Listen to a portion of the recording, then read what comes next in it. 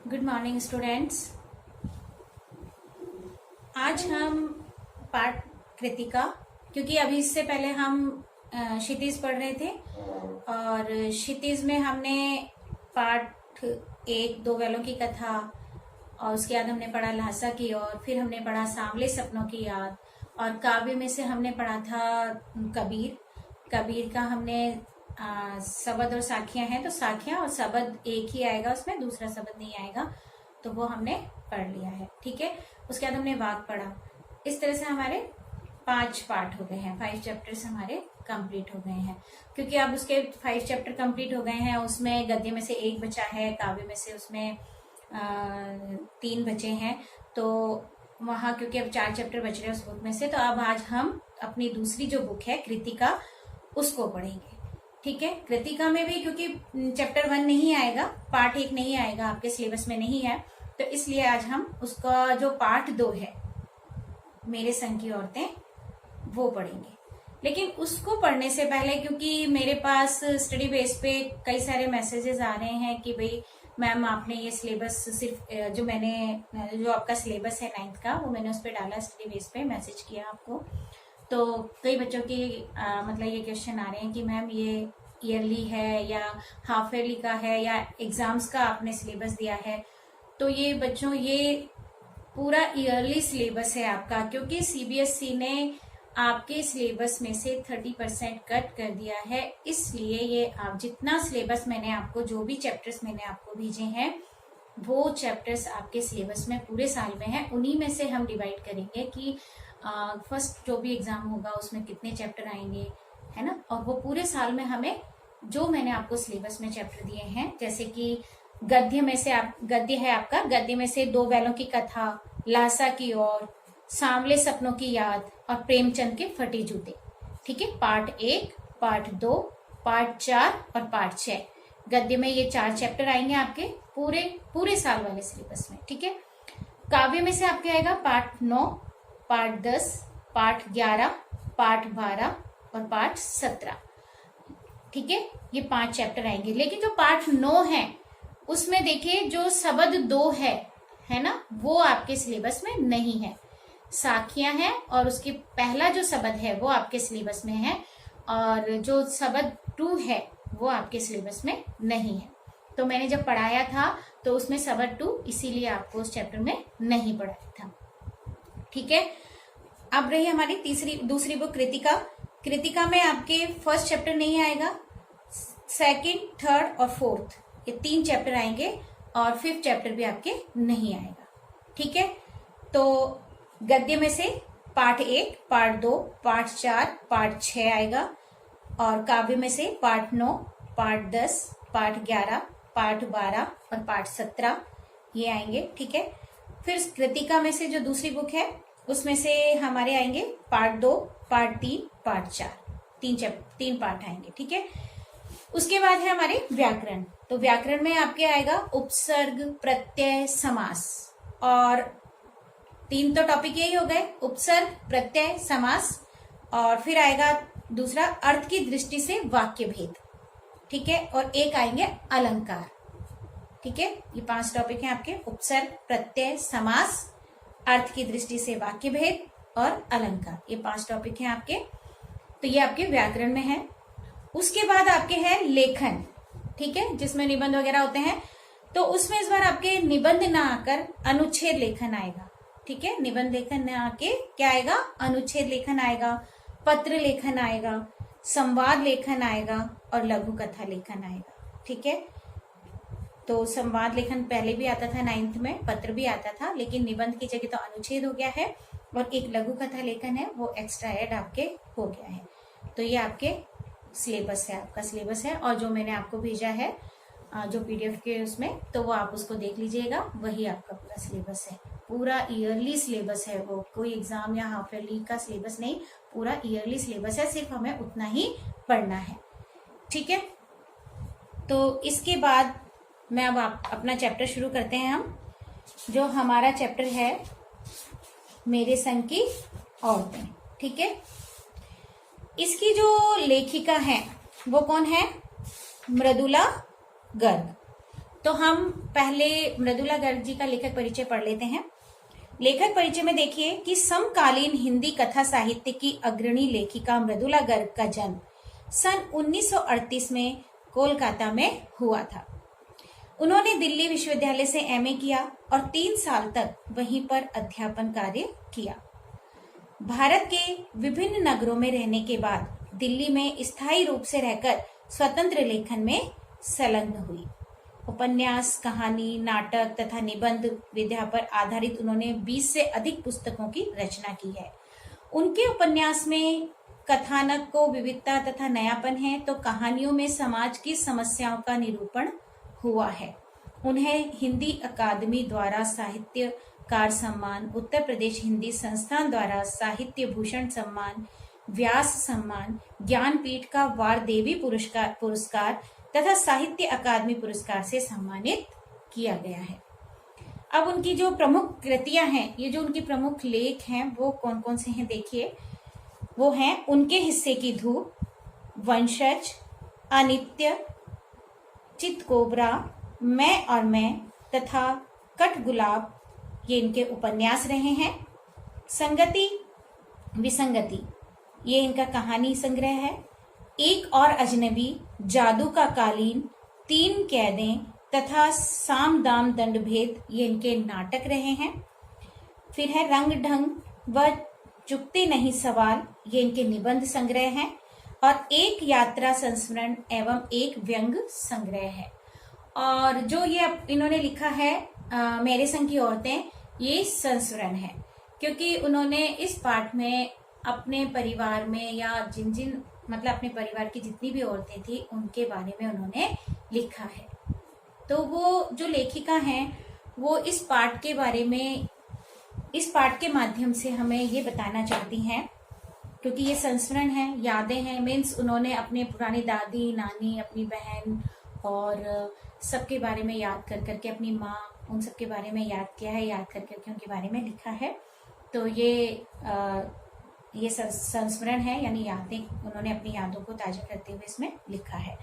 तो इस संस्मरण के माध्यम से लेखिका हमें क्या समझाना चाहती है वो एक बार मैं बताती हूँ आपको, कि परंपरागत तरीके से जीते हुए भी लीक से हटकर कैसे जिया जा सकता है। यह पाठ ऐसी औरतों पर केंद्रित है।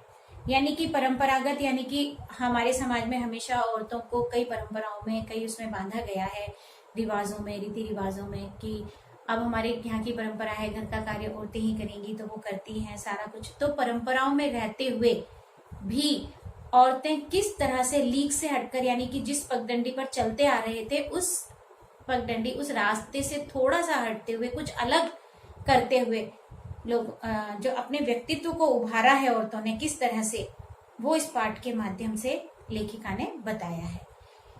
कि ये पाठ हमें अपने व्यक्तित्व को उभारने के साथ साथ स्वतंत्र सोच रखने को प्रेरित करता है। क्योंकि हम अधिकतर देखते हैं कि हमारे समाज में औरतें क्या है कि पारंपरिक बंधनों में बंधी हुई होती हैं, घर से बाहर नहीं निकलना, या पूरे घर का कार्य वही करेगी, और भी बहुत कुछ है जो औरतों को बंदिशों में रखता है।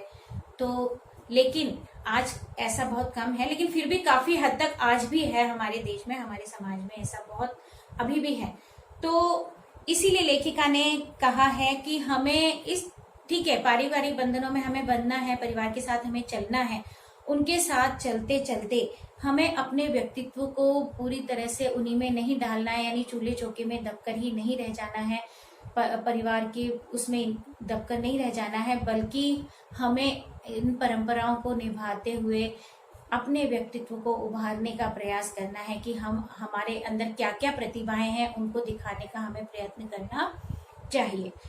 तो और अपनी सोच के आधार पर अपनी राह पर चलने को प्रेरित करता है ये पाठ, कि जैसे हमारी सोच है, जो भी हमारी सोच है, हम अपने मन में, कई औरतें होती हैं जो बहुत कुछ चाहती हैं करना, सोचती हैं ऐसा करना, लेकिन वो परिवार में, घर परिवार में उन्हीं में दबकर रह जाती है, और वो क्या है कि अपने कार्य में आगे नहीं बढ़ पाती, सिर्फ वो घर में चुके चोले में ही रम के रह जाती है।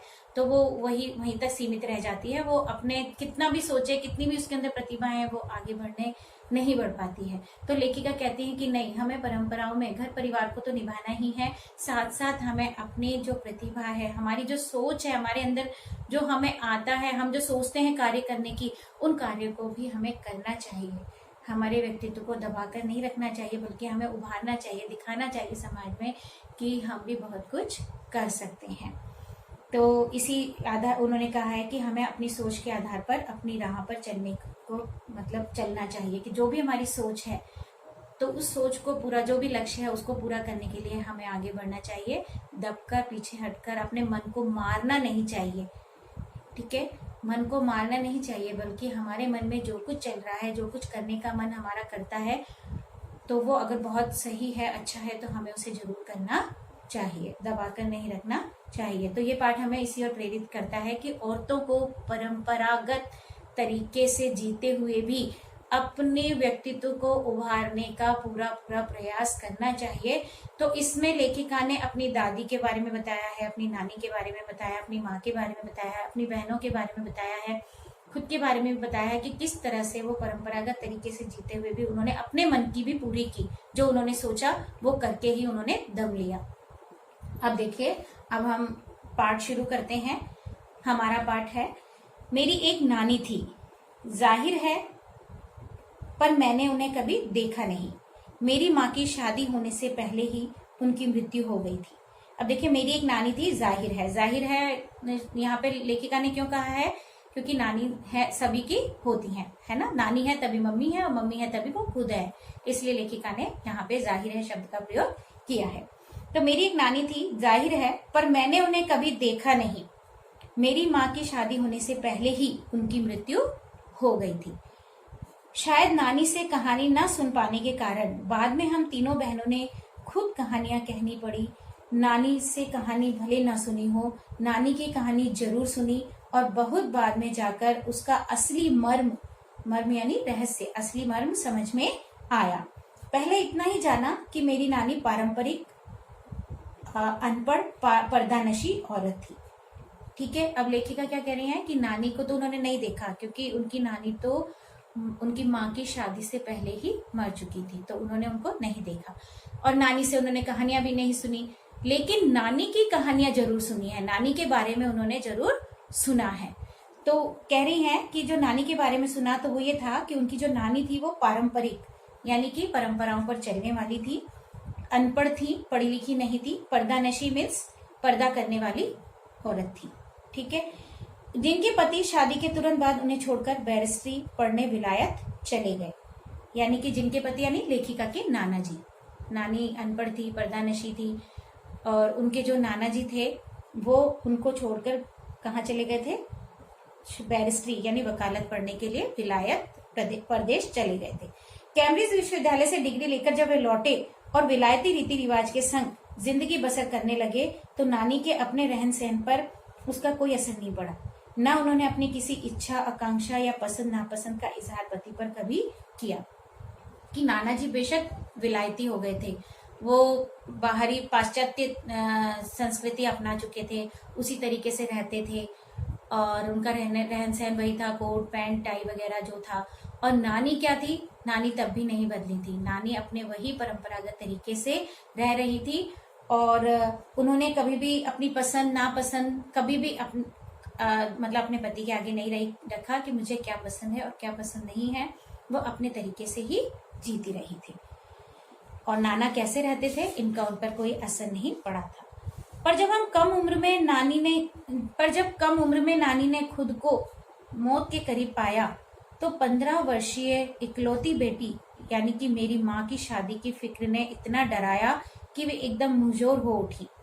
मुंहजोर होना मीन्स बहुत बोलने वाली, है ना, कि एकदम से कभी जो बोलती नहीं थी कभी भी नाना जी के आगे, और एकदम से वो मुंहजोर यानी बहुत बोलने वाली हो गई। जब उन्हें लगने लगा कि कम उम्र में ही कि उनकी मृत्यु उनके नजदीक है, तो उन्होंने उनकी जो लेखिका की माँ यानी नानी की बेटी लेखिका की माँ 15 साल की थी, तो उनकी विवाह की चिंता नानी को सताने लगी थी कि मैं मर जाऊंगी तो मैं इसका विवाह नहीं देख पाऊंगी, और पता नहीं किसके साथ इसका विवाह होगा।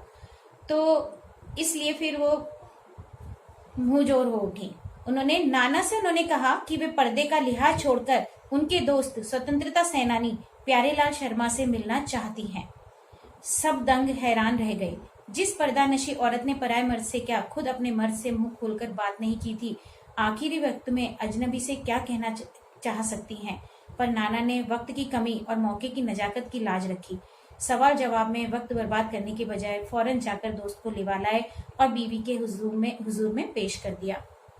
यानी कि नानी जो थी लेखिका की, उन्होंने मरते वक्त फिर जो कभी अपने पति के आगे भी मुंह खोलकर बात नहीं करती थी, उन्होंने एकदम से कहा कि मुझे आपके जो स्वतंत्रता सेनानी मित्र हैं जो आपके, मुझे उनसे मिलना है। एकदम से सब हैरान रह गए कि जो कभी किसी के आगे पर्दा नहीं उठाती हैं, इवन यहाँ तक कि अपने पति के आगे तक भी नहीं बोलती हैं, वहां भी वो जल्दी से पर्दा नहीं उठाती हैं, तो वो किसी पराये मर्द से क्यों बात करना चाहती हैं। सब हैरान रह गए। लेकिन जो नाना थे उन्होंने मौके की नजाकत को देखा। मौके की नजाकत मीन्स वो अब क्योंकि उनके पास समय बहुत कम था नानी के पास, तो उन्होंने बिना वक्त को गवाए तुरंत बिना सोचे समझे अपने मित्र को वहां पर लिवा लाए और उनके सामने पेश कर दिया। अब जो नानी ने कहा वह और भी हैरत अंगेज था। हैरत अंगेज मीन्स अचंभित करने वाला, आश्चर्यजनक था। क्या उन्होंने कहा, वचन दीजिए कि मेरी लड़की के लिए वर आप तय करेंगे। मेरे पति तो साहब हैं और मैं नहीं चाहती मेरी बेटी की शादी साहबों के फरमाबरदार से हो। फरमाबरदार मीन्स आज्ञाकारी, साहब मीन्स उस समय पर अंग्रेजी विलायतियों को कहा जाता था। और क्योंकि हम उस समय पर अंग्रेजी सरकार का शासन था, हम पे अंग्रेजों के गुलाम था हमारा देश उस समय पर, तो इसलिए वो क्या कहती थी, और इसीलिए उन्होंने चाहा कि स्वतंत्रता सेनानी है उनको बुलाया और बुलाकर कहा कि मेरी बेटी के लिए वर आप ही ढूंढेंगे। क्यों? क्योंकि मेरे पति तो साहब हैं, यानी अंग्रेजों का, क्योंकि अंग्रेजों की वकालत करते थे, वो उन्हीं के उसमें नौकरी कर रहे थे, तो वो उन्हीं के फेवर में बोलते थे, और वैसा ही लड़का वो उनकी अपनी मतलब बेटी के लिए भी ढूंढेंगे। तो नानी ये नहीं चाहती थी कि कोई अंग्रेज विलायती या मतलब इंडियन भी कोई विलायती व्यक्ति ही, ऐसा पाश्चात्य संस्कृति पर चलने वाला व्यक्ति मेरा जमाई दामाद बने, वो ऐसा नहीं चाहती थी। इसलिए उन्होंने स्वतंत्रता सेनानी को बुलाकर, उनके मित्र को बुलाकर कहा, आप अपनी तरह आजादी का सिपाही ढूंढकर उसकी शादी करवा दीजिए। कि मेरी पुत्री की शादी क्या है, आपकी तरह कोई आजादी की लड़ाई लड़ने वाला जो सिपाही हो, स्वतंत्रता सेनानी हो, उसी से मेरी बेटी की शादी होनी चाहिए। कौन कह सकता था कि अपनी आजादी से पूरी तरह बेखबर और उस औरत के मन में देश की आजादी के लिए ऐसा जुनून होगा। अब देखो, लीक से हटकर थी ना ये बात, कि जो कभी अपनी आजादी के बारे में जिसने नहीं सोचा, जैसा वो रहती रही, कभी उन्होंने अपनी आजादी के बारे में, अपने बाहर घूमने फिरने, पर्दा हटाने के बारे में उन्होंने कभी किसी से बात नहीं की। लेकिन अंत में उनका क्या पता चला कि वो कितनी अंदर ही अंदर वो कितना देश प्रेमी, कितना देश को प्रेम करती थी, देश के प्रति वो कितनी सजग थी कि उन्होंने अपना जो दामाद ढूंढा वो कैसा ढूंढने का प्रयत्न किया कि जो कि देश के लिए, स्वतंत्रता के लिए लड़ रहा हो। ऐसा व्यक्ति उन्हें अपने दामाद के रूप में चाहिए था। तो इससे क्या है, लीक से हटकर मीन्स वो स्वतंत्रता की, देश की स्वतंत्रता की भावना उनके मन में थी और वो अपने मन में दबाई हुई थी, लेकिन अंत समय में उन्होंने अपने मन का जो देश प्रेम था वो इस तरह से प्रकट किया कि कितनी बड़ी देशभक्त थी वो। बाद में मेरी समझ में आया कि दरअसल वे निजी जीवन में भी काफी आजाद ख्याल रही होंगी। ठीक है, उन्होंने नाना की जिंदगी में कोई दखल नहीं दिया, ना उसमें साझेदारी की, पर अपनी जिंदगी को अपने ढंग से जरूर जीती रही होंगी। कि जो इतना कर सकती हैं तो वो फिर नाना के हिसाब से नहीं जीती होंगी, वो अपनी जिंदगी को अपने ढंग से ही जीती होंगी और जो उन्हें अच्छा लगता होगा वो वैसा ही कार्य करती होंगी। इसीलिए अंत में भी उन्होंने इस तरह का कार्य किया। पारंपरिक घरेलू उबाऊ और खामोश जिंदगी जीने में आज के हिसाब से क्रांतिकारी चाहे कुछ ना रहा हो, दूसरे की तरह जीने के लिए मजबूर ना होने में असली आजादी कुछ ज्यादा ही थी। यानी कि एक तो दबके जीना और एक अपने हिसाब से जीने में आजादी कुछ अलग होती है। व्यक्ति का व्यक्तित्व कुछ अलग ही होता है। अपने हिसाब से जब व्यक्ति जीता है, जब व्यक्ति अपने लिए जीता है, अपने हिसाब से जीता है, तो उसकी आजादी, उसकी स्वतंत्रता अलग ही होती है। खैर, इस तरह में मेरी माँ की शादी ऐसे पढ़े लिखे होनहार लड़के से हुई जिसे आजादी के आंदोलन में हिस्सा लेने के अपराध में ICS के इम्तिहान में बैठने से रोक दिया गया और जिसकी जेब में पुश्तैनी पैसा ढेला एक नहीं था।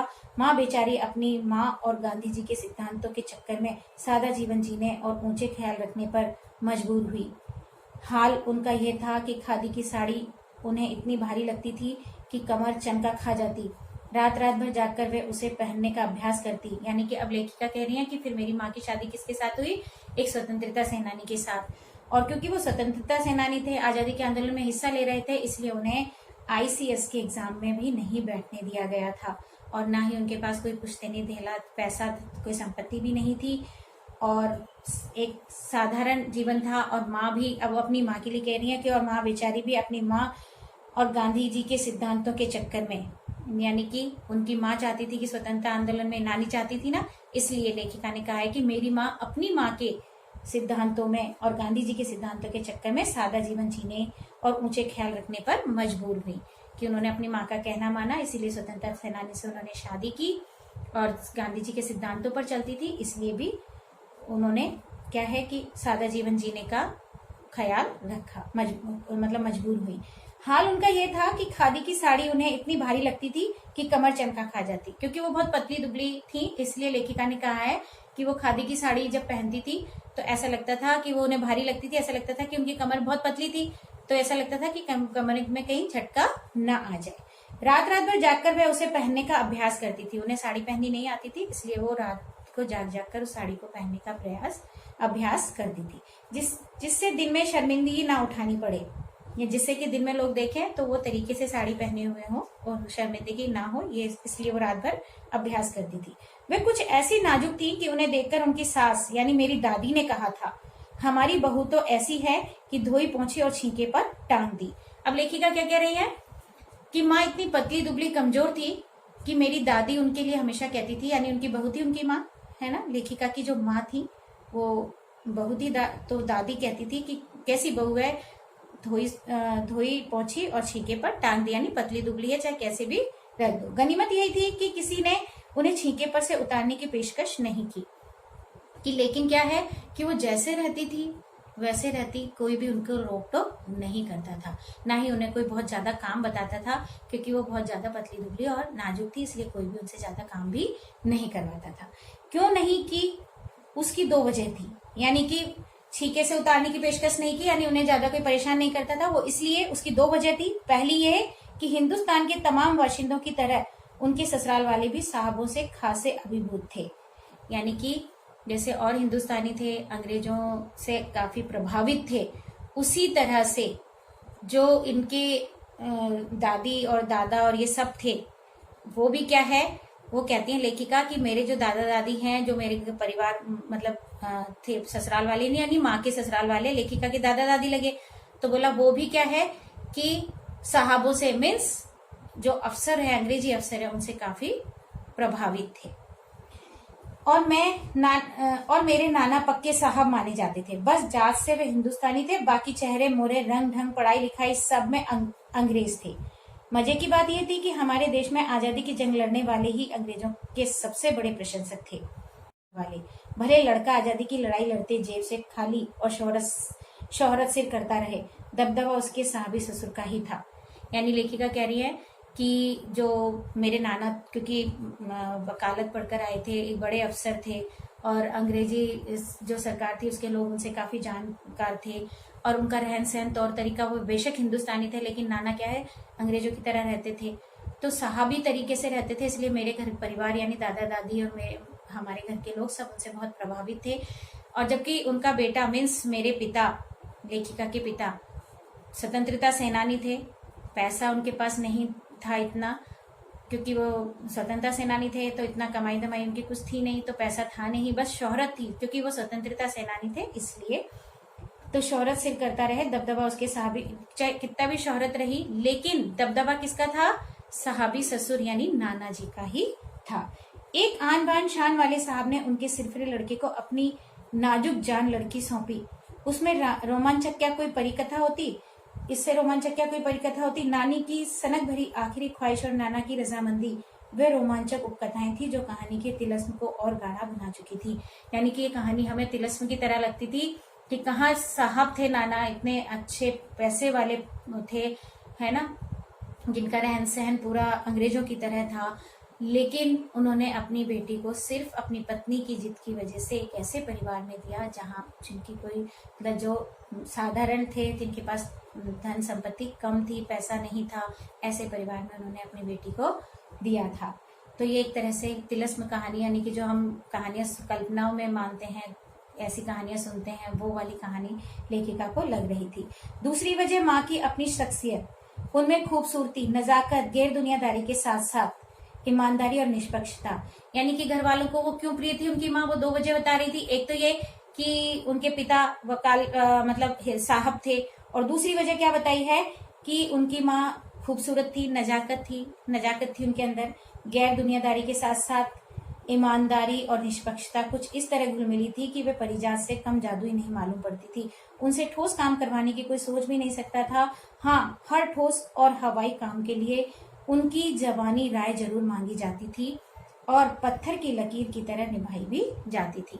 यानी कि उनसे कोई काम नहीं करवाते थे क्योंकि लगता था बहुत नाजुक है और साहब की बेटी है, इसने कभी घर पे काम नहीं किया तो यहाँ भी ये इतना काम नहीं कर पाएगी, इसलिए इतना काम नहीं कराते थे। लेकिन वो उनकी दो ही बातों से प्रभावित थे घर के लोग। एक तो वो साहब की बेटी थी और दूसरा कि वो निष्पक्ष, यानी कि उनको वो जो सच होता था वही बोलती थी, इस इधर की बात सुन के उधर नहीं करती थी, है ना। और मतलब सबके साथ ईमानदारी से रहती थी, निष्पक्षता थी, कभी भी किसी की इधर बात सुनी तो उधर नहीं करती थी। यही बातें जो थी वो उनके घर वालों को उनकी पसंद थी। और उनकी से कोई काम उनसे नहीं कराया जाता था, और लेकिन कभी भी घर में कोई भी काम होता था तो उनकी राय जरूर ली जाती थी। अब देखिए आगे, मैंने अपनी दादी को कई बार कहते सुना था, हम हाथी पे हल ना जुतवाया करते, हम पे बैल हैं। बचपन में ही मुझे इस जुमले का भावार्थ समझ में आ गया था जब देखा कि हम बच्चों की ममतालु परवरिश के मामले में माँ के सिवा घर के सभी प्राणी मुस्तैद रहते थे। दादी और उनकी जिठानियां ही नहीं, खुद मर्दजात पिताजी भी। अब लेखिका क्या कह रही हैं कि हमारी जब बचपन में मतलब हम हाथी पे हल ना जुतवाया करते, हम पे बैल हैं। हाथी मीन्स यहाँ पे किसके लिए कहा गया है, लेखिका की माँ के लिए। क्यों? क्योंकि वो एक बड़े घर की बेटी थी, है ना, तो इसलिए कहा है कि हम हाथी पे हल नहीं जुतवाते, हमारे पास बैल बहुत है, यानी हमारे पास काम करने के लिए बहुत लोग हैं। तो लेखिका कह रही है इस बात का मतलब मुझे बचपन में ही समझ में आ गया था, क्योंकि परिवार जब हम बहन भाई थे बचपन में तो हमारी माँ हमारा ध्यान नहीं रखती थी, बल्कि घर के और लोग ही बहुत थे हमारा ध्यान रखने के लिए, उनकी तो जरूरत ही नहीं पड़ती थी। यानी दादी रखती थी, दादी की जो बड़ी जेठानियां थी वो रखती थी, पिता खुद रखते थे, पर माँ को इस काम की जहमत नहीं उठाने देते थे।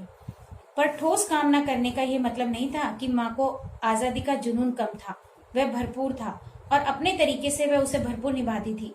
जाहिर है कि जब जुनून आजादी का हो तो उसे निभाना भी आजादी से ही चाहिए।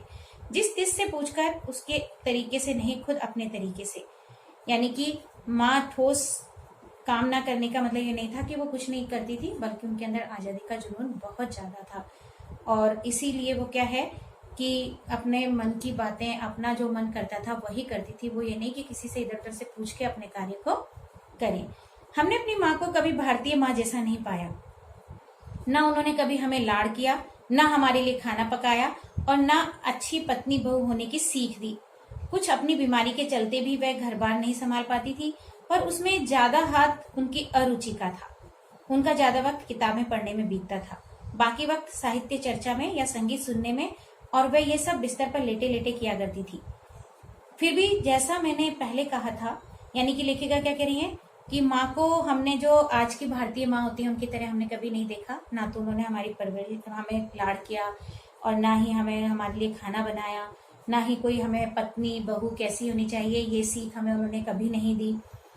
कुछ अपनी बीमारी के चलते भी वह घर बार नहीं संभालती थी, और कुछ उनकी अरुचि थी, यानी कि काम करने में उनका मन ही नहीं था। तो और इससे ज्यादा तो वो किसमें रुचि रखती थी, किताबें पढ़ने में और साहित्य की चर्चा करने में और संगीत सुनने में रुचि अपनी वो रखती थी। बिस्तर पर लेटे लेटे किया करती थी। फिर भी जैसा मैंने पहले कहा था, हमने परंपरागत दादा दादी या उनके ससुराल के अन्य सदस्य उन्हें ना नाम धरते थे, ना उनसे आम औरतों की तरह होने की अपेक्षा रखते थे। कि वो ऐसा करती थी, सारा दिन बिस्तर पर लेटे लेटे ही सारे मतलब गाने सुनना, संगीत सुनना, साहित्य, अपनी किताबें पढ़ते रहना। तो ऐसे में क्या था, ऐसा करने के बावजूद भी हम आज भी हमारे समाज में देखते हैं कि अगर इस तरह से अगर कोई घर में करती हैं औरतें तो सब बातें बनाते हैं, खासकर बहू बेटियां करती हैं तो कहते हैं अरे सारा दिन पड़ी रहती है, कोई काम धाम नहीं है, चल काम करिए। तो वो चीजें हम देखते आ रहे हैं, है ना। लेकिन लेखिका कह रही है कि उस समय पर भी, उस जमाने में भी, जब मेरी माँ पलंग पर बैठे बैठे संगीत सुनती थी, किताबें पढ़ती थी, तो ना तो परिवार में उनका कोई नाम रखता था कि भई ये ऐसी है, ऐसा करती है, ना ही उन्हें कोई कुछ कहता था, क्योंकि सबको पता था कि इसका व्यवहार ऐसा ही है। तो उन्हें अपने तरीके से जीने के लिए वो कभी भी बाध्य नहीं करते थे। वो जो कहते थे जैसा इसका मन करे वैसा इसे करने दो। उनमें सबकी इतनी श्रद्धा क्यों थी, कि सब उन्हें इतना क्यों चाहते थे, जबकि वह पत्नी, माँ और बहू के किसी प्रचारित कर्तव्य का पालन नहीं करती थी। कि जबकि वो कोई मतलब माँ का, पत्नी का, बहू होने का कोई भी मतलब कार्य उन्होंने ढंग से, वो कर्तव्य पालन उन्होंने नहीं किया, माँ का कर्तव्य पालन नहीं किया, बहू का नहीं किया, पत्नी होने का भी नहीं किया, तो फिर भी सब उन्हें इतना क्यों चाहते थे। सहाबी खानदान के रौब के अलावा मेरी समझ में दो कारण आए कि सहाबी खानदान की थी, एक तो ये कारण तो मेरे समझ में आया ही, उसके अलावा दो कारण और समझ में आए कि वे कभी झूठ नहीं बोलती थी, कि वो कभी भी झूठ नहीं बोलती थी किसी से भी, और वे एक की गोपनीय बात को दूसरे पर जाहिर नहीं होने देती थी। कि वो क्या है कि जैसे मान लो एक की बात सुनी और दूसरे को बताई, ऐसा वो कभी नहीं करती थी। पहले के कारण उन्हें घर वालों का आदर मिलता था और दूसरे के कारण बाहर वालों की दोस्ती, कि क्योंकि कभी झूठ नहीं बोलती थी इसलिए घर परिवार वाले उन्हें प्यार करते थे, इसलिए उन्हें पसंद करते थे, और दूसरा कि वो इधर की बात उधर नहीं करती थी, इसलिए बाहर वाले भी उनसे अच्छा व्यवहार रखते थे, मित्रता का व्यवहार रखते थे। दोस्त वे हमारी भी थी। माँ की भूमिका हमारे पिता बखूबी निभा देते थे। मुझे याद है बचपन में भी हमारे घर में किसी की चिट्ठी आने पर कोई उससे ये नहीं पूछता था कि उसमें क्या लिखा है, भले वह एक बहन की दूसरे के नाम क्यों ना हो। अब क्या कह रहे हैं इधर लेखिका, कि मुझे याद है कि बचपन में हमारे घर में किसी की भी चिट्ठी आती थी, यानी कि उनके घर में सबको अपने हिसाब से रहने की स्वतंत्रता थी, कोई किसी के उसमें मतलब हस्तक्षेप नहीं करता था, इंटरफेयर कोई नहीं करता था कि कौन कैसे क्या कर रहा है, तो उसके कार्य में कोई भी इंटरफेयर नहीं करता था, तो सबको अपने तरीके से जीने की स्वतंत्रता थी। तो अब लेखिका कह रही है कि चाहे अब जैसे किसी हमारे में एक बहन की चिट्ठी आई, दूसरी बहन के नाम से ही आई है, दूसरी बहन ने ही एक बहन को लिखी है, लेकिन फिर भी कोई भी घर में उसे नहीं खोलता था, जिसके नाम से आती थी वही उस चिट्ठी को खोलता था। और माँ ये जानने को बेहाल हो कि बीमारी से वह उबरी या नहीं। छोटे से घर में 6 बच्चों के साथ साथ सास ससुर आदि के रहते हुए भी हर व्यक्ति को अपना निजत्व बनाए रखने की छूट थी, कि घर में इतने सारे लोग थे, घर छोटा था, उसके बाद भी हमें सबको अपना निजत्व यानी पर्सनल लाइफ जीने की पूरी छूट थी। इसी निजत्व बनाए रखने की छूट का फायदा उठाकर हम तीन बहनें और छोटा भाई लेखन के हवाले हो गया, कि और क्योंकि हम आराम से कुछ भी कर सकते थे इसलिए हम लेखन में जुट गए, हमारी रुचि लेखन की तरफ हो गई और हम तीनों बहनें और हमारा छोटा भाई भी लेखन के हवाले हो गए। लीक से खिसके अपने पूर्वजों में माँ और नानी ही रही होती तो गनीमत रहती, कि लीक से हटकर नानी ने काम किया, माँ ने काम किया, या नानी और माँ तक होती तो भी ठीक थी। लेकिन देखिए आगे क्या कह रही है, पर अपनी एक परदादी भी थी, यानी कि दादी की सास, एक परदादी भी थी जिन्हें कतार से बाहर चलने का शौक था, कि जिन्हें बिल्कुल ही लाइन से पारंपरिक रिवाजों से बिल्कुल ही अलग हटके चलने का शौक था। उन्होंने व्रत ले रखा था कि अगर खुदा का फजल से उनके पास कभी 2 से ज्यादा धोतियां आ जाएंगी तो वे तीसरी दान कर देंगी। क्या है कि उनको 2 साड़ियां ही, कि मेरे पास 2 ही साड़ियां, और अगर कहीं से तीसरी साड़ी आ जाएगी तो वो उस तीसरी साड़ी को नहीं रखेंगी, वो किसी को दान कर देंगी। यानी कि उन्होंने जब तक जिंदगी जी सिर्फ 2 साड़ियों से जी, और तीसरी आ जाती थी तो वो किसी और को दे देती थी, बाकी अब खुद 2 साड़ियों से ही उन्होंने जिंदगी भर अपना काम चलाया।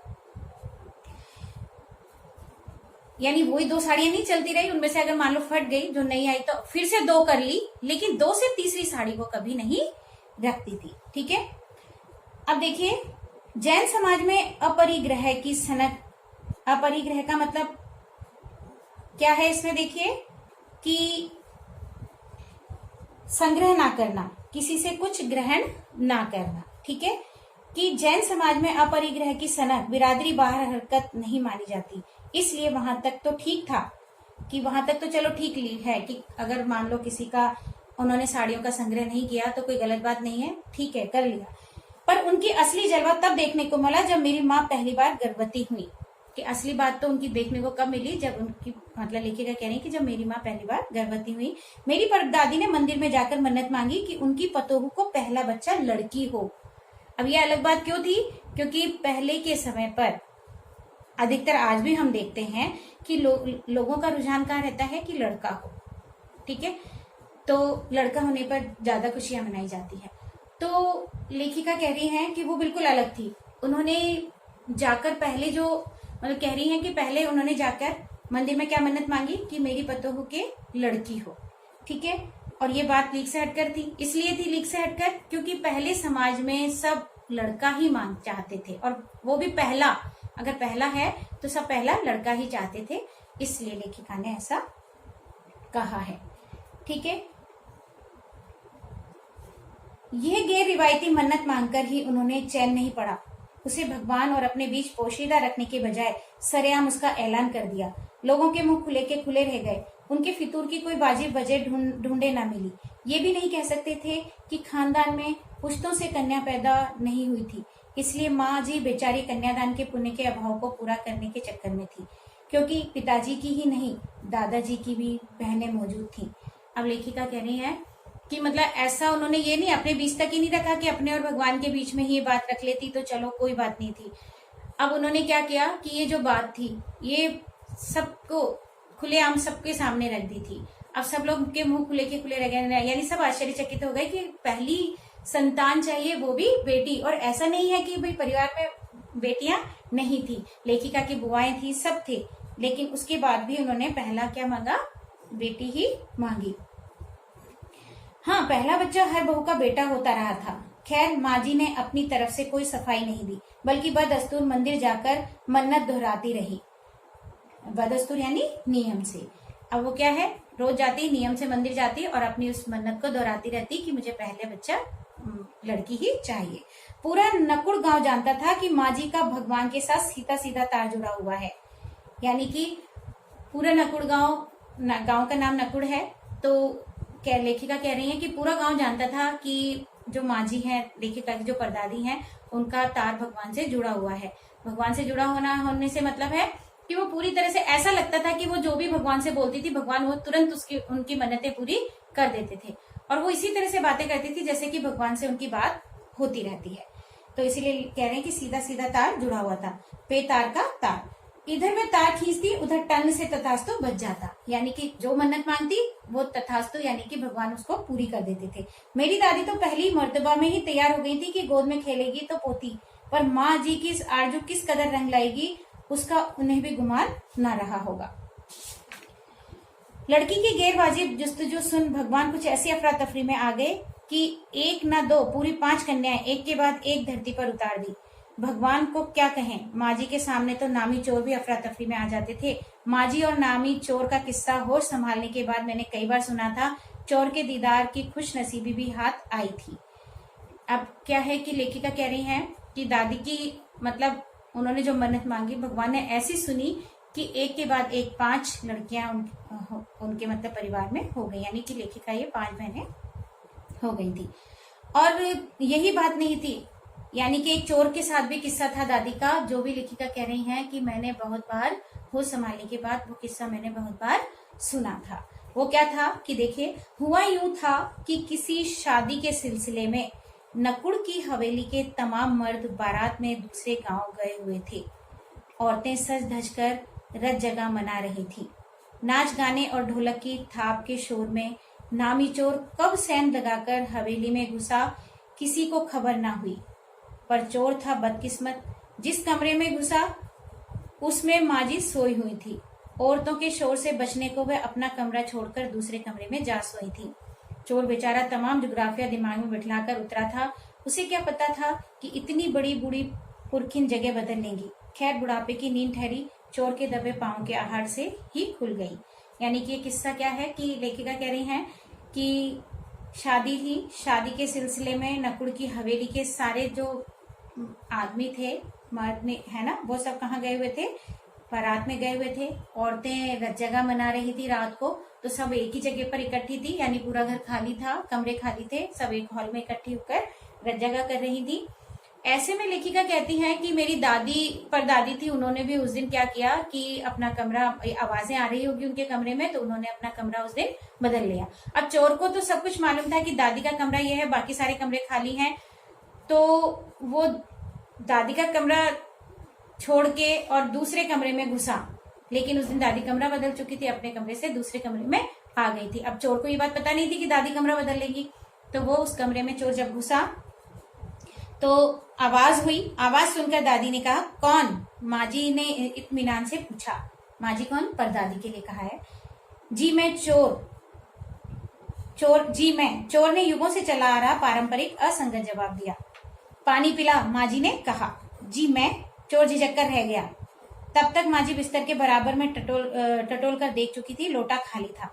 ऐसा कर, उन्होंने कहा, ये लोटा ले और कुएं से पानी भर ला, पर देख कपड़ा कसकर बांधे रखियो और तरीके से छानियो।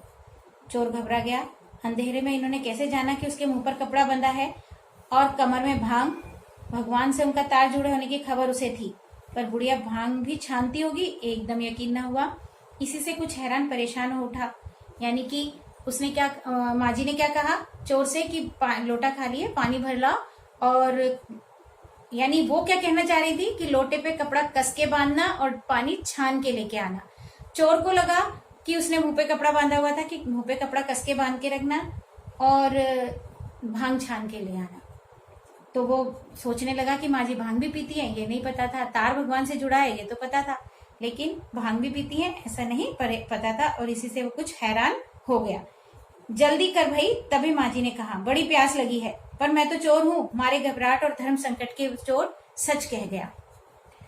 हुआ करे, माजी ने कहा, प्यासे को पानी तो पिला, पर देख मेरा धर्म ना बिगाड़ियो, लोटे के मुंह से कपड़ा ना हटाइयो, हाथ रगड़कर धो लीजो और पानी कपड़े से छान कर भरियो। यानी कि मेरा धर्म खराब मत करना, तू बेशक चोर है, कुछ भी है, लेकिन कपड़े को कस के लोटे के मुंह पर बांधे हुए रहने देना और इसमें छान कर ही पानी लेकर आना। आप चोर के हाथ का पी लेंगी? कहा ना रगड़ कर धो लीजो, सब नाच गाने में लगे हैं और तेरे और भगवान के सिवा कौन धरा है जो पिलाएगा? भगवान वहीं कहीं उनके बराबर में धरे हैं। सुनकर चोर कुछ ऐसा अकबकाया कि लोटा उठाकर चल दिया। अकबकाया मीन्स घबराया कि उठाकर चल दिया। पूरी एहतियात के साथ पानी भरकर लोटा तो पहरेदार ने धर दबोचा, कुएं पर देख लिया गया था। तब माजी ने लोटे का आधा पानी खुद पीकर बाकी चोर को पिला दिया और कहा, एक लोटे से पानी पीकर हम माँ बेटे हुए, अब बेटा चाहे तू चोरी कर चाहे खेती। ठीक है, तो ये भी लीक से हटकर काम हुआ कि उन्होंने चोर को किस तरह से उसका हृदय परिवर्तन किया, अपनी बातों से किस तरह से उसका हृदय परिवर्तन किया कि अब आधा पानी लोटे का खुद ने पिलाया, आधा खुद ने पिया, आधा चोर को पिलाया, और फिर उससे कहा कि अब तू एक लोटे से पानी पीकर अब हम दोनों माँ बेटे हुए, ठीक है, अब बेटा चाहे तू चोरी कर और चाहे खेती कर। यानी उसे सही रास्ते पर लाने के लिए माजी ने ये काम किया था। बेटा बेचारा किस लायक रह गया होगा, सो रोमांचक धंधा छोड़कर खेती से लगा। सालों साल लगा रहा। जब मैंने उसे देखा तो बड़ा भला मानुस बूढ़ा लगा, मुझे डरा डरा सा हैरान सा। यानी लेखिका ने भी फिर बाद में, जब उसके बारे में सुन तो रखा ही था, फिर बाद में जब देखा तो लेखिका ने कहा कि वो काफी बूढ़ा भला मानुस था, कुछ डरा डरा हैरान सा था। ठीक है, अब खानदानी विरासत कहिए या जीवाणुओं का प्रकोप, उन दो सन की बुढ़ियों के बीच में अच्छी फंसी।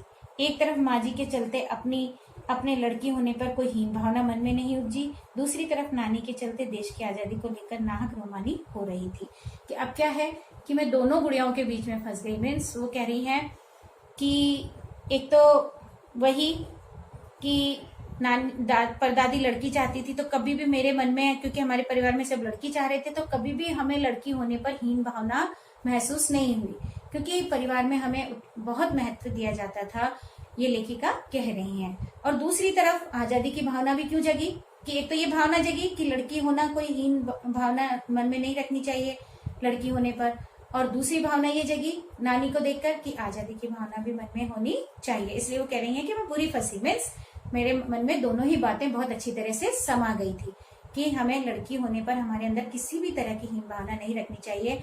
और यही कारण था कि हमारे परिवार में परदादी जब लड़की चाहती थी तो हमारे परिवार में लड़कियों को अच्छी परवरिश दी जाती थी, उन्हें पूरी तरह से महत्व दिया जाता था। ये नहीं कि लड़के लड़की में भेदभाव किया जाता था, क्योंकि पहले समय पर ऐसा होता था। इसलिए लेखिका ने इस बात पर इतना जोर दिया है, क्योंकि वो अपने आसपास देखती थी लड़के लड़कियों में भेदभाव होता था, लेकिन उनके परिवार में नहीं होता था।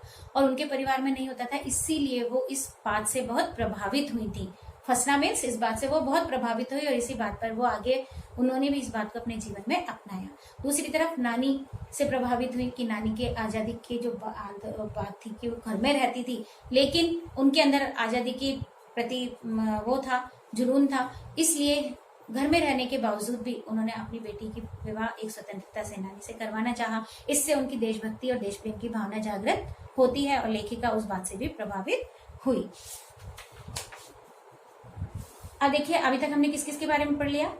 लेखिका की नानी के बारे में, जो कि पर्दानसी और पति उनके वकील थे, उसके बाद भी साहब की तरह रहते थे, लेकिन उसके बाद भी वो एक आम जीवन जी रही थी, अपने हिसाब से जी रही थी। इसीलिए उन्होंने अपनी पुत्री के लिए क्या चाहा? एक स्वतंत्रता सेनानी चाहा, यानी कि उनके अंदर देशभक्ति, देश प्रेम की भावना थी। दूसरा पढ़ा अपन ने उनकी माँ के बारे में कि उनकी माँ कैसी थी। तो तीसरा पढ़ा दादी के बारे में कि दादी भी उनकी ऐसी थी कि माँ कैसी भी थी, काम नहीं करती थी, लेकिन फिर भी उनके साथ वो मिलकर चल रही थी। कभी भी उनके नाम नहीं रखती थी, कभी भी उन्हें कुछ नहीं कहती थी, ना ही उनसे काम करवाती थी, बल्कि हमारा ध्यान भी दादी ने ही रखा था। तीसरा उन्होंने बताया कि परदादी के किस तरह से जीवन बदला, एक चोर का जीवन बदला, किस तरह से वो लड़कियां चाहती थी, लड़की होने पर वो कभी भी यूं, जबकि बड़े बूढ़े क्या उस समय पर दुखी हो जाते थे, लेकिन वो खुद भगवान से मन्नत मांगकर लड़की की मन्नत मांगी उन्होंने। तो ये सब हमने अभी पढ़ा। अब हम आगे पढ़ रहे हैं कि 15 अगस्त 1947 को जब देश को आजादी मिली, या कहना चाहिए जब आजादी पाने का जश्न मनाया गया, तो दुर्योग से मैं बीमार थी। उन दिनों टाइफाइड खासा जानलेवा रोग माना जाता था, इसलिए मेरे तमाम रोने धोने के बावजूद डॉक्टर ने मुझे इंडिया गेट जाकर जश्न में शिरकत करने की इजाजत नहीं दी। क्योंकि डॉक्टर अपने नाना के परम मित्र थे, उनसे ज्यादा नाना थे, इसलिए हमारे पिताजी जो बात बात पर सत्ताधारियों से लड़ते फिरते थे, चुप्पी साध गए। अब क्या है कि 15 अगस्त 1947 यानी जिस दिन देश आजाद हुआ था, तब जब देश की आजादी मिली, ये कहना चाहिए जब आजादी पाने का जश्न मनाया गया, तो लेखिका कह रही है कि मैं उस समय पर बीमार थी और डॉक्टर ने, क्योंकि टाइफाइड था और टाइफाइड उस समय पर जानलेवा हुआ करता था, तो वो कह रही है कि मैंने बहुत जिद की कि जाने की, कि मुझे भी जाना है जश्न देखने, तो डॉक्टर ने मुझे इजाजत नहीं दी। ठीक है, और क्यों नहीं दी? क्योंकि डॉक्टर भी नाना के परम मित्र थे, उनसे ज्यादा नाना थे, इसलिए। और पिताजी भी चुप इसलिए रहे क्योंकि वो नाना से दबते थे, नाना के आगे ज्यादा नहीं बोल पाते थे। मैं बदस्तूर रोती कलपती रही। क्या कोई बच्चा इकलौती गुड़िया के टूट जाने पर रोया होगा? कि किसी की इकलौती गुड़िया, किसी के पास एक ही गुड़िया, वो टूट जाए, वो बच्चा भी इतना नहीं रोता होगा जितना कि मैं जश्न देखने के लिए रोई थी। मेरी उम्र तब 9 बरस की थी, यानी कि लेखिका कितने साल की थी उस समय पर? 9 साल की। इतनी छोटी नहीं कि गुड़िया से बहलती, और इतनी बड़ी नहीं कि डॉक्टरी तर्क समझती। कि इतनी छोटी भी नहीं थी मैं कि मैं गुड़िया से मान जाती, बहल जाती, और इतनी बड़ी भी नहीं थी कि मैं डॉक्टरों के तर्कों को समझ पाती कि मुझे क्यों नहीं जाने दिया जा रहा है। तंग आकर पिताजी ने मुझे ब्रदर्स कारामजोग उपन्यास पकड़ा गए। कि अब क्या है कि पिताजी तंग आ गए। अब लेखिका को पढ़ने लिखने का तो शौक था ही, वो छोटी बचपन से किताबें पढ़ने का उनको शौक था, इसलिए पिताजी ने उन्हें ब्रदर्स कारामजोग उपन्यास पकड़ाया। किताबें पढ़ने का मुझे मिराक था। मिराक यानी कि क्या है? एक मानसिक रोग, यानी कि मुझे बहुत ज्यादा शौक था किताबें पढ़ने का। सो जब कुछ देर बाद मैंने देखा कि पिताजी को छोड़कर घर के बाकी सब प्राणी पलायन कर चुके हैं, पलायन में जा चुके हैं, और पिताजी दूसरे कमरे में बैठ अपनी किताब पढ़ रहे थे, तो रोना धोना छोड़कर मैंने भी किताब खोल ली। कि जब घर के सब लोग चले गए, बस पिताजी घर पर थे वो भी जाके अपने कमरे में किताब पढ़ने लगे। लेखिका ने देखा जब पिताजी पढ़ रहे हैं तो वो भी अपनी किताब खोलकर पढ़ने लगी। एक बार शुरू कर लेने पर उसने मुझे इतनी मोहलत नहीं दी कि दोबारा रोना शुरू करूं। यानी कि अब वो मोहलत मीन्स फुर्सत, कि जब वो किताब पढ़ने लगी तो वो उनको इतनी इंटरेस्टिंग लगी, इतनी अच्छी लगी कि फिर उन्हें दोबारा से इस चीज की उन्हें फुर्सत नहीं मिली कि वो दोबारा जश्न में जाने की बात को सोच के रो ले, क्योंकि वो 9 साल की थी, बच्ची थी, तो तब भी दोबारा भी शुरू हो सकती थी। लेकिन किताब पढ़ने में उनका इतना मन रम गया कि वो फिर इतनी अच्छी लगी वो किताब उनको कि फिर वो उस किताब में ही लग गई और रोना भूल गई। कोई और काम पकड़ूं, यानी कि रोना शुरू करूं या कोई और काम पकड़ूं, नहीं, सिर्फ वो किताब। उस वक्त ब्रदर्स काराम जो मुझे देने में क्या तुक थी तब मेरी समझ में नहीं आया। किताब कितनी समझ में आई वह अब तक नहीं जानती, क्योंकि उसके बाद इतनी बार पढ़ी कि सारे पाठ आपस में गड़मट हो गए।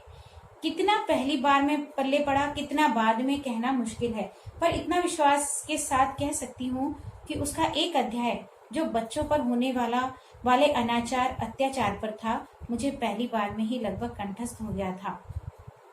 उम्र के हर पड़ाव पर वह मेरे साथ रहा और मेरे लेखन के एक महत्वपूर्ण भाग को प्रभावित करता रहा। जैसे जादू का कालीन मेरा नाटक नहीं, वे 3 किलो की छोरी जैसी कहानियां, वे काठगुलाब उपन्यास के कई अंश। लेखिका कह रही हैं कि काराम जो ब्रदर्स पहले मेरे समझ में नहीं आया, काफी बार पढ़ा तब मेरे समझ में आया, और वो बच्चों पे होने वाले अनाचार अत्याचार से संबंधित था। उसको पढ़कर मैं इतनी प्रभावित हुई कि उसके बाद मैंने भी अपने लेखन में इस तरह के काफी सारे लेख लिखे। जादू का कालीन है ना, नहीं, 3 किलो की छोरी जैसी, काठ का गुलाब, ऐसे कई उपन्यास और कहानियां उन्होंने लिखी।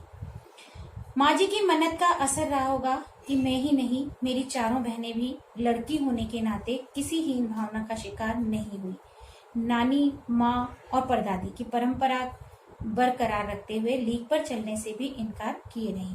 अब लेखिका कह रही हैं कि ये शायद मेरी परदादी का ही प्रभाव रहा, क्योंकि परदादी ने ये भावना हमारे मन में डाली थी कि भाई लड़की होना कोई गलत नहीं है, लड़कियों के साथ हमारे घर में अच्छा व्यवहार होता था, इसीलिए हमारे मन में कभी भी लड़की होने पर हीन भावना नहीं है, 5 बहनों में ही नहीं है। और नानी और माँ और इन सबको देखने के बाद हमारे अंदर भी लीक पर चलने से हम भी इनकार करते रहे, यानी जो परिपाटी थी, हमारी जो परंपरा है, जरूरी नहीं हम उस पर चलते रहें, अगर वो गलत है तो भी हम क्या उसे अपनाते रहें, ऐसा नहीं, हमने भी लीक पर पूरी तरह से नहीं चले, हम भी लीक पर चलने से इनकार करते रहे, यानी हम भी अपने मन की जो भी हमारे मन में होता था उससे पहले पूरा करने का प्रयास करते थे। फिर है कि पहली लड़की जिसके लिए मन्नत मांगी गई थी वह मैं नहीं, मेरी बड़ी बहन थी, मंजुल भगत थी। यानी कि लेखिका क्या कह रही है कि पहली लड़की जिसके लिए मन्नत मांगी गई थी वो लेखिका नहीं थी, लेखिका की बड़ी बहन थी मंजुल। कौन थी? मंजुल भगत। ठीक है। घर का नाम था रानी, बाहर का मंजुल। लेखिका अवतार हुआ मंजुल भगत, यानी कि घर का नाम रानी था, बाहर मंजुल था, और जब वो लेखिका बनी तो लेखिका बनने के बाद उन्होंने लेखनों में जो नाम देते हैं अपना, वो कौन सा दिया? मंजुला भगत नाम से वो लिखने लगी। क्योंकि लिखना शादी के बाद शुरू किया और अपना नाम बदलकर पति का ग्रहण करने में कोई हीन भावना आड़े नहीं आई, इसलिए पैदाइशी जैन नाम छोड़कर भगत बनी। यानी कि कह रही है कि क्योंकि वो जैन थे, कि शादी के बाद उन्होंने लिखना शुरू किया था और शादी के बाद पति का नाम लेना कोई उनको गलत नहीं लगा, इसलिए उन्होंने जैन सरनेम छोड़ के भगत सरनेम, पति का सरनेम लगा लिया था। दूसरे नंबर पर मैं थी। घर का नाम उमा, बाहर का मृदुला। मैंने भी शादी के बाद लिखना शुरू किया, सो बतौर लेखिका नाम चला मृदुला गर्ग। कि लेखिका कह रही है कि दूसरे नंबर पर मैं थी और मेरे घर का नाम उमा था, बाहर मृदुला था, और मैंने भी शादी के बाद लिखना शुरू किया था, वो कह रही हैं। और शादी के बाद फिर उन्होंने भी अपने परिवार वाला सरनेम हटा के और अपने पति का सरनेम गर्ग लगा लिया था। मुझे याद है जब हमने लिखना शुरू किया उससे कुछ पहले नारीवाद का चलन हुआ था। या नारीवाद यानी कि सब नारी स्वतंत्रता, यानी कि वो कहते थे कि नहीं, हमें अपना नाम क्यों बदलना है, शादी के बाद नारी ही अपना नाम क्यों बदले, औरत ही अपना नाम क्यों बदले, अपना सरनेम क्यों हटाए, अपना सरनेम उसे रखना चाहिए। तो शादी के बाद नाम ना बदलने का रिवाज उसी ने चलाया था, जो नारीवाद चला था उसी में ही था कि हमें अपना जो शादी के बाद नाम बदलने सरनेम बदलते हैं उसका रिवाज उसी समय पर चला था कि नहीं बदलना है। मनु भंडारी का हवाला देकर हमसे पूछा भी जाता था कि आप लोग इतनी पोंगापंथी घर गुस्सू क्यों हो।